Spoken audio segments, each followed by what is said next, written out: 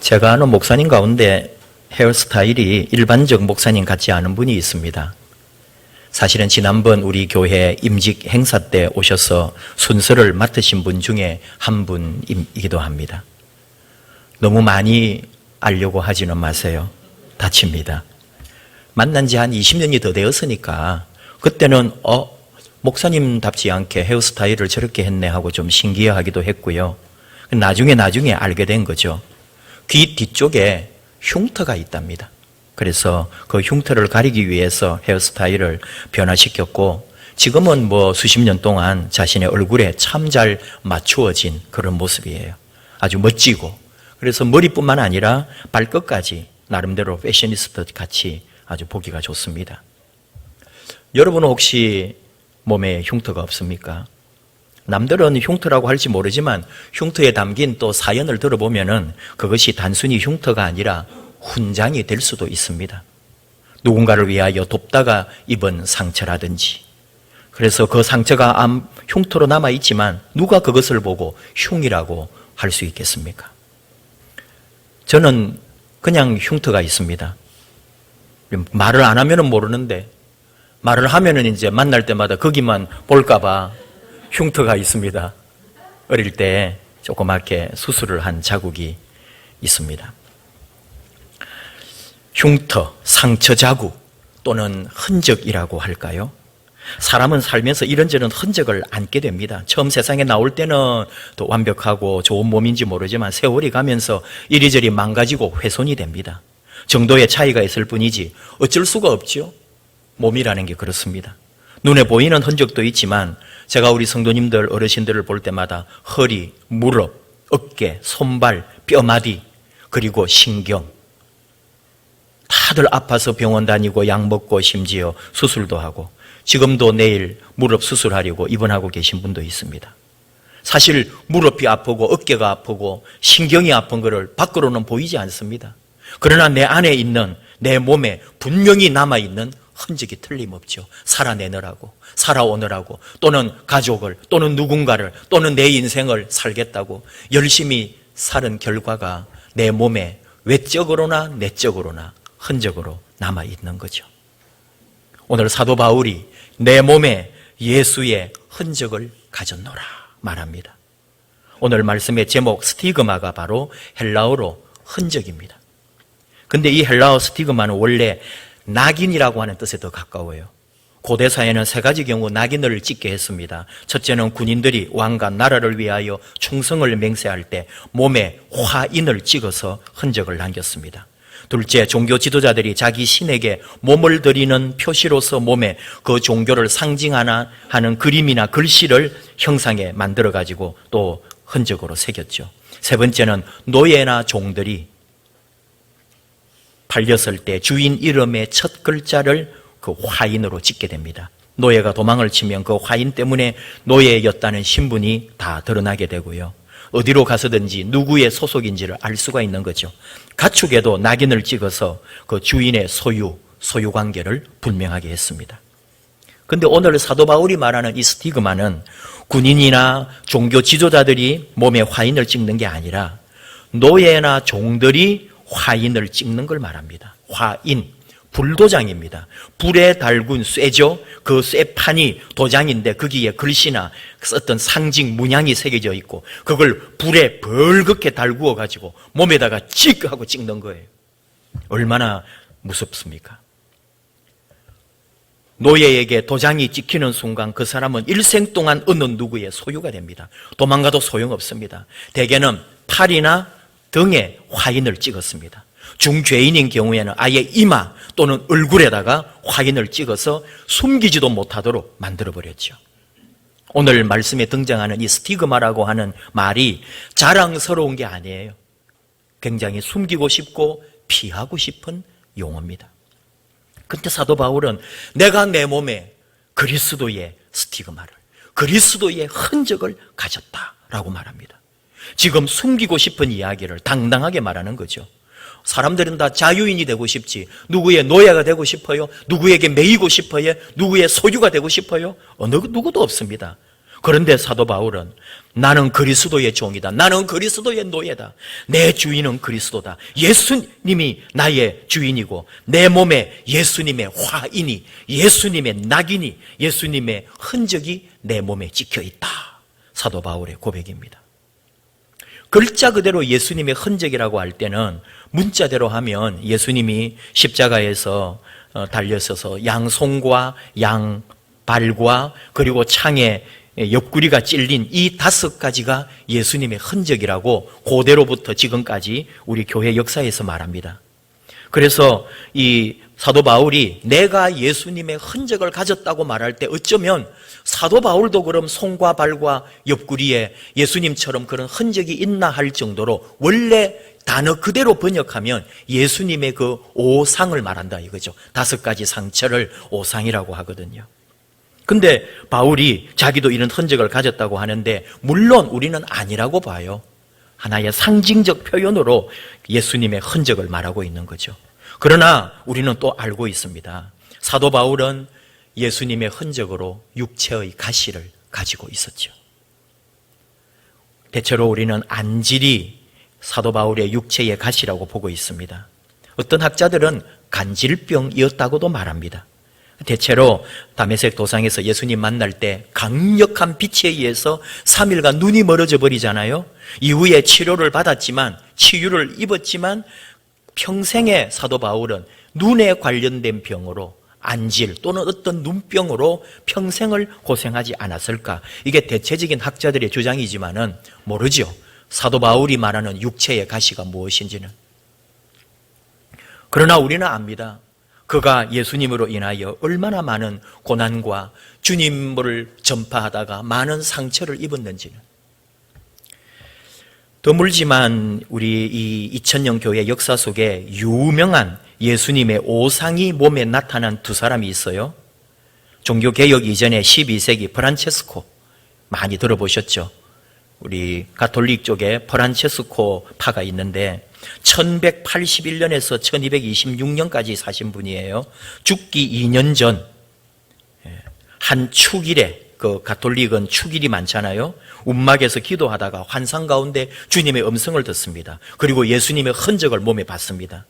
둥글고 검은 못의 머리, 우리 못 대가리라고도 하는데 그 못 대가리가 손과 발에서 튀어나와요.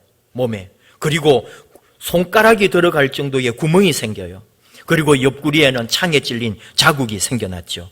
죽을 때까지 2년 이상을 그 오상을 지녔고 그 오상으로부터 선혈이 계속 흘러나왔다고 그러죠. 워낙 오래전 이야기니까 800년 이상 전이니까 우리가 볼 수가 없었죠. 기록으로만 압니다.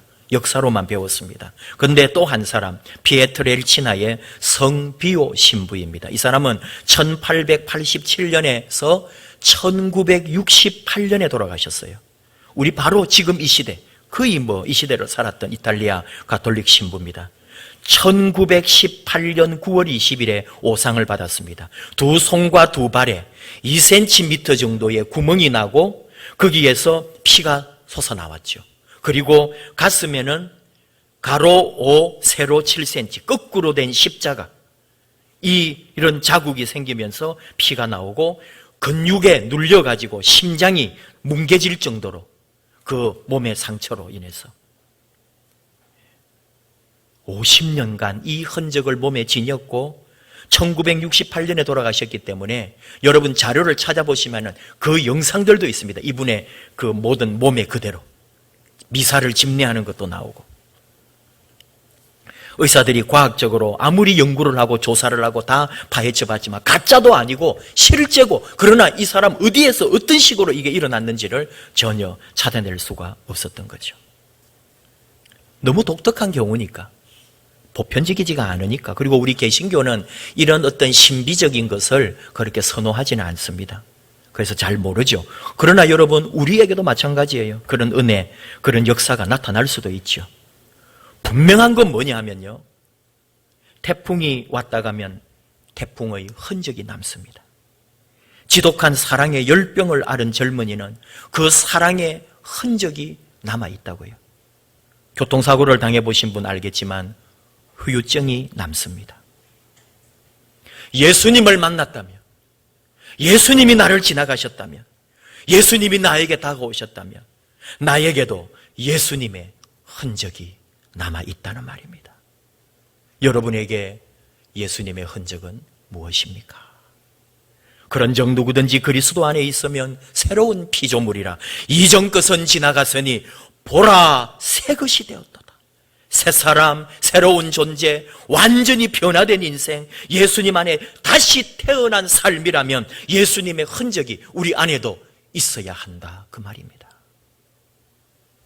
오늘 우리 교회의 최대의 적, 최대의 우리 교회를 무너뜨리는 힘이 무엇일까요?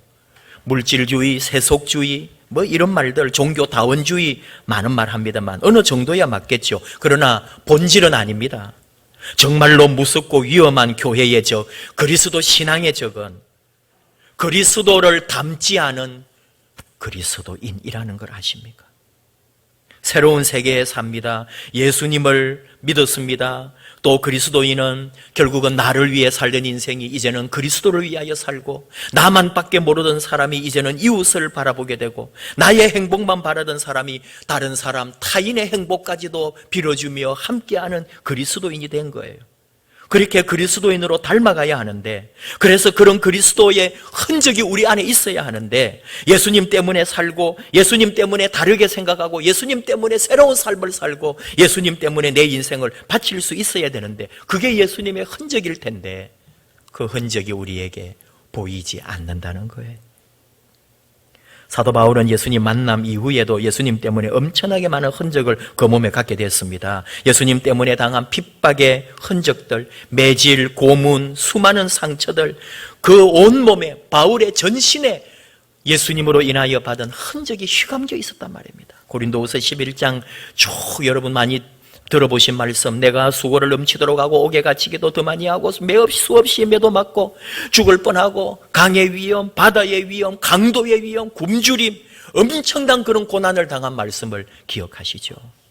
그런 사도 바울이 오늘 내가 내 몸에 예수의 흔적을 지니고 있노라 말하는 거예요. 몸은 소마죠.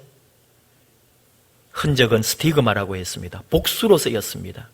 한계가 아니란 말이에요. 내 몸에 있는 이 흔적이 예수님의 흔적들, 바울의 몸에 수많은 상처들, 예수님 때문에 당한 고난의 많은 흔적들이 내 몸에 남아있다고 그는 말하고 있습니다.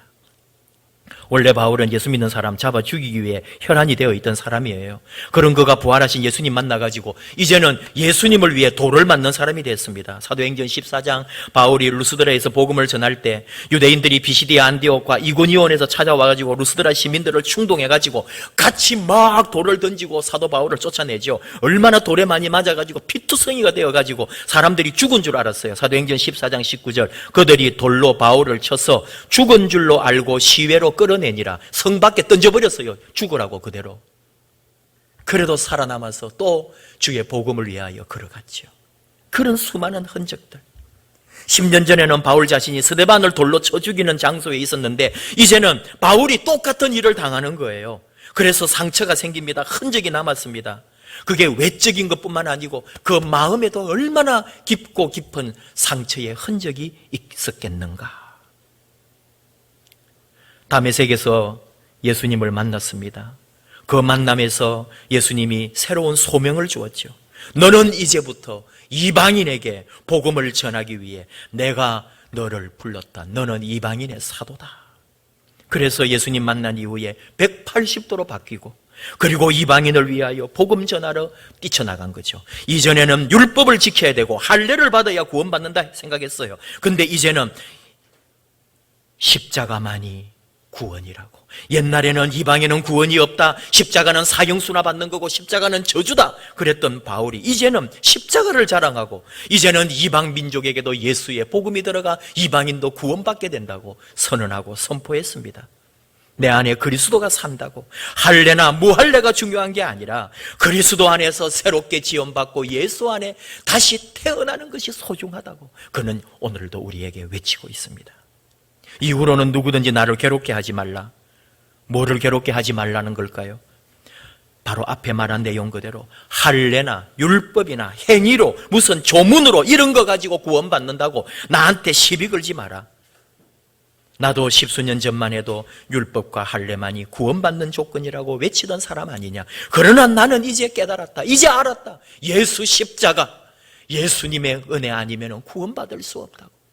할례나 무할례가 아니라 예수 십자가의 그 사랑만이 나는 자랑하고 그분으로 인하여 당하는 어떤 고난도 어떤 상처도 어떤 흔적도 나는 자랑스럽다고.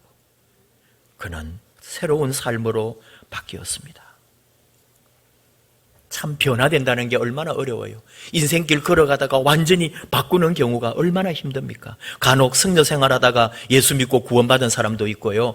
간혹 점치고 하는 그런 일 하다가 다시 예수님 안에 거듭나가지고 이 텔레비전에 간증하러 나오시는 분들도 있잖아요.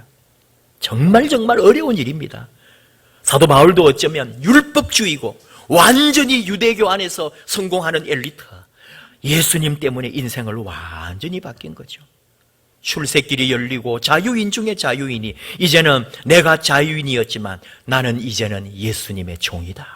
나는 그분을 위해 죽을 각오가 되어 있다. 왜냐하면 예수님이야말로 내가 찾던 구세주이기 때문에 나의 주인 예수 그리스도를 위하여 나는 바치겠다. 왜? 그분이 나를 위하여 어마어마한 고난을 당하셨으니까. 이제 내 몸, 온몸이 상처투성이가 되어도 내가 그분으로부터 받은 은혜가 있기 때문에 나는 이 모든 상처와 흔적을 자랑스럽게 생각한다고 그는 고백했습니다. 사람들은 부끄러워하는 것을, 십자가를 부끄러워했고 예수 전하다가 고난받는 걸 부끄러워했지만 사도 바울은 자랑했습니다.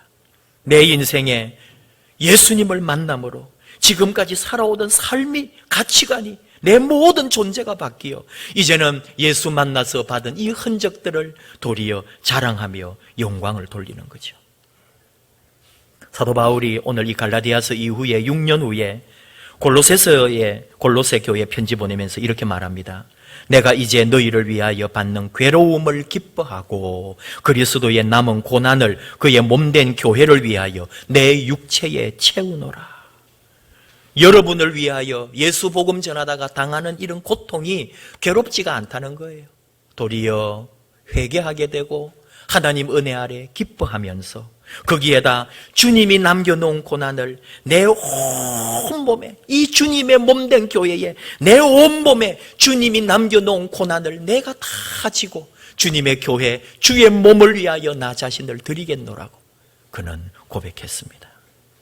여러분, 사도 바울이 내 몸에 예수의 흔적을 지니고 있다고 말한 것처럼 오늘 우리 안에는 그리스도의 흔적, 예수님의 흔적, 그 어떤 것을 우리 몸에 새기고 있을까요? 오늘 성령 강림주일입니다. 성령님이 아니면 우리는 예수님을 주님이라고 시인할 수가 없습니다. 어떤 모습으로든지 입으로든 마음이든 우리는 예수님을 주님이라고, 예수님을 그리스도라고, 예수님이 나의 구원자라고, 예수님이 나의 모든 것이라고 고백하는 사람입니다. 그 고백이, 그 시인이 입술만이 아니라 우리 마음으로, 우리 심령으로, 그리고 우리 손과 다리에까지 내려와서 온몸으로 예수님이 나의 주님이라고, 그리스도가 나의 구원자라고, 그분 때문에 나는 새 삶을 사노라고 고백하고 그대로 살아갈 수 있는, 그리하여 내 몸에 내 삶으로 그리스도의 흔적을 가지는 저와 여러분 되기를 원합니다. 뜬금없는 예화가 되겠지만 이렇게 제가 유튜브라든지 영상들을 보다 보면은 그냥 제가 원하지도 않았지만 새로운 영상이 떠서 보게 될 때가 있어요. 응답하라 1988 다 있는 것도 아니고 한 부분이 있어요. 그게 어떤 내용이냐 하면은 고3이 막 되었어요. 여학생들 교실이에요. 거기에 덕선이라고 하는 애가 주인공이에요. 여러분도 혹 그걸 좋아하셨던 분들은 기억을 하실런지. 근데 거기 반장이 있고 아주 똑똑하고 잘 사는 집에 이제 반장이 있고 얘는 조용히 해! 막 소리 지르고 그래요. 그러면은 이 옆에 덕선이가 니가 더 시끄러워! 뭐 이러면서 공부 하나도 안 하고 말썽은 또 피우지는 않지만 아주 여자 일진 비슷하게 이렇게 노는 그런 덕선이가 있어요. 근데 이제 그 반장 엄마가 선생님에게 부탁을 했죠. 왜냐하면은 반장 이 애가 간질이 있어요. 그래서 어느 날 갑자기 쓰러지고 흉한 모습을 보인단 말이에요. 그러니까 그 집에서는 이게 걱정 아니겠어요? 그래서 선생님께 말씀을 드리고, 선생님이 하루 종일 지킬 수가 없으니까 결국은 친구들 중에 누군가가 보살펴야 되는데 선생님께 부탁을 하니까 선생님이 정말 딴 말도 안 하고, 걱정하지 마세요 어머니, 우리 반에 덕선이라는 애가 있어요, 그 애에게 맡기면은 걱정하지 말라면서. 그러니까 엄마가 그래요, 공부도 잘하는 모양이죠. 아니요, 공부는 되게 못해요 막 이러면서. 그런 애예요. 근데 정말 잠깐 있다가 쉬는 시간에 마치고 오니까 그 엄마가 이제 부탁을 해놓았죠, 이 덕선이에게. 덕선이가 쉬는 시간 나갔다 왔더니 교실에 얘가 쓰러진 거예요. 막 발작을 하고 거품을 내고 애들이 놀래가지고 와 하고 있을 때 다 책상 밀고 그 애를 다독거려주고 옆으로 해서 다 흘러나오고, 그리고 양호실에 다 데려다 준 거죠. 나중에 그 반장 아이는 깨어나가지고 양호 선생님에게, 나 봤죠, 애들이 다 봤죠, 나 이제 어떻게 해요 막 하면서 그러고 있고, 그리고 이제 딱 쉬다가 교실에 오니까 점심시간이거든요. 애들이 막 밥을 먹으려고 하다가 들어오니까 친구들이 아무렇지도 않았다는 듯이, 왜 이제 오냐고, 빨리 문 닫으라고, 춥다고, 빨리 밥 먹자고 막 그렇게. 그래서 이 덕선이 그룹에 가서 밥을 먹는데 덕선이가 숟가락을 안 가지고 온 거예요. 그러니까 이 같이 노는 친구들이 다 자기 숟가락 딱 잡아가지고 덕선이 안 준다는 거죠. 그 숟가락 아시죠? 옛날 숟가락, 포크처럼 생긴 숟가락, 그것만 가져가면 밥도 국도 반찬도 다 먹을 수 있잖아요. 그 딱 안주 빌려주는데 이 반장 수저통을 딱 여니까 젓가락하고 숟가락이 있거든요. 그러니까 덕선이가 그 숟가락 탁 집어가면서 이거는 아싸, 이거 가지고 내가 먹는다면서 밥을 막 같이 먹어요. 여러분, 그렇게 그게 흘러가는 거예요. 근데요, 저는 몰랐어요. 그 장면 하나하나에 얼마나 세세한 배려가 있는지. 그 덕선이가 그렇게 그 아이를 도와준 것뿐만 아니고 반 아이들이 아무렇지도 않다는 듯이 그 간질 앓는 친구를 품어준 것뿐만 아니고 그 숟가락으로 덕선이가 밥을 먹었다는 것. 그때만 해도 간질은 전염이 되는 거라고 다 생각했기 때문에 간질병 앓는 친구, 사람, 물건도 안 만졌고요, 숟가락으로 밥을 먹는 거는 있을 수가 없는 거죠. 근데 그 덕선이가 그 숟가락으로 아무렇지도 않게 밥을 먹는 거예요. 저는 그 드라마 짧게 편집된 한 5, 6분짜리 그리스도인이 뭘까? 예수 믿는다는 게 뭐지? 우리가 성령의 사람이 되고 성령주의를 지키는 게 뭐지? 내가 한 명의 그리스도인 이 땅에 산다는 게 뭘까? 덕선이에게 다 있는 거예요. 학교를 마치고 저녁 때쯤에가 고3이니까 그 엄마가 교문 쪽에서 기다리고 있었다니까요. 반장 엄마가. 그래가지고 덕선이가 가니까 이렇게 살짝 오라고 하잖아요. 갔는데요 하면서. 그러니까 아니, 너 만나러 왔어. 나 아줌마가 너 한번 알아봐도 되겠니? 하면서 얘를 꼭 안고 울어주잖아요. 그 엄마의 마음, 그 덕선이, 그 댓글에 덕선이가 나중에 스튜어디스가 됐다고 나오대요. 그러면서 그 애가 그 댓글을 쓴 사람이 말을 하는 거예요. 덕선이가 스튜어디스가 된 것은 이뻐서가 아니고 이렇게 어릴 때부터 남을 섬기고 사랑하고 도와주는 그 성품 때문에 나중에 스튜어디스가 됐을 거라고. 그 댓글에서 저는 더 은혜와 위로를 받았다니까요.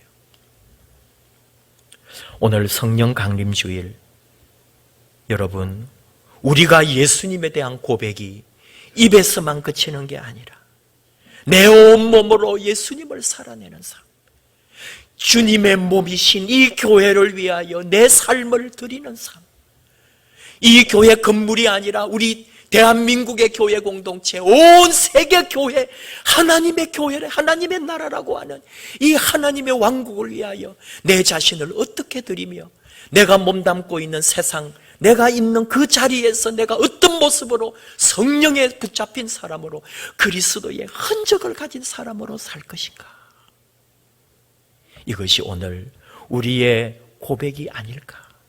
우리의 결단이 성령이라고 해서 뭐 다다다다다다 와 소리 지르는 게 아니라 내 온 몸과 마음으로 예수님의 흔적을 품고 예수 사랑, 예수님 은혜를 따르며 사는 것. 주님이 책임지십니다. 주님이 그 인생 복되게 하십니다. 아니, 복되지 않아도 좋을 만큼 온전히 예수님만이 나의 모든 것이라고. 이것이 바로 예수님의 흔적을 품고 사는 저와 여러분인 줄 압니다. 그래서 우리 함께 찬양합시다.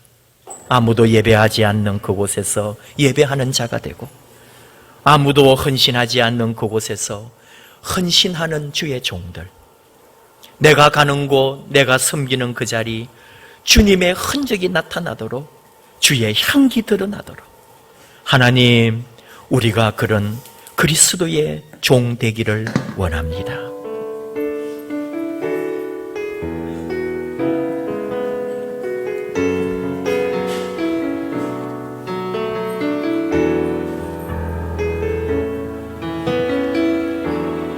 아무도 예상하지 않는 그곳에서 나 주를 찬양하리라. 누구도 헌신하지 않는 그곳에서 주께 찬양하리라. 누구도 헌신하지 않는, 누구도 헌신하지 않는 그곳에서 주께 헌신하리라.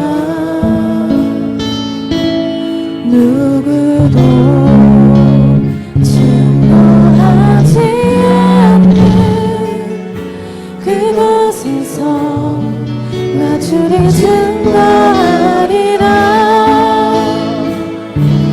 내가 받는 모든 땅